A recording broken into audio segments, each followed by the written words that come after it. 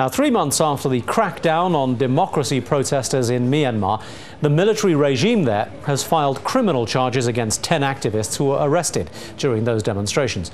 But in an interview with Al Jazeera, one of the leaders of Myanmar's protest movement says dissident groups are still planning to renew their campaign against the government. Our correspondent filed this exclusive report from the city of Sittwe. The monasteries are half empty, only the children remain.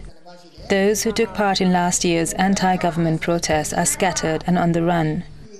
The first protest by monks took place here at Sittwe in northwestern Myanmar in August. But despite the heavy crackdown, the dissident monks are preparing for another showdown. At a secret location, Al Jazeera met the 24-year-old monk who organized the first protest. There will be another demonstration. Monks became men after the demonstration, and they are angry and depressed after the arrests. But the demonstration has received international attention. I had a small generator in my village, and I sold it to buy a second-hand camera.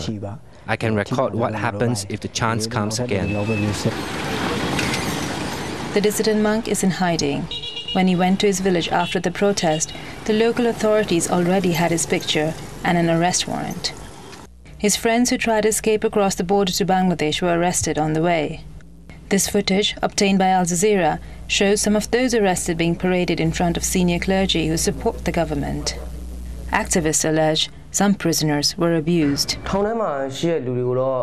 Those who were arrested were tortured in prison. Political prisoners are beaten and killed, and we heard that although they provided rice, it was mixed with lead. It's kind of torture, isn't it? Other dissident leaders believe that the monks have weakened the government. A loose alliance has developed between different groups opposed to the military regime. Al Jazeera met the acting leader of the 88th generation group of activists, known by his codename Phoenix. The problem here is not that the government are strong, but that we, the oppositions, are not strong enough. Eventually, our own people will have to decide for our own future. There will be time when all the people, all the citizens of Burma, will stand up and say something against the government.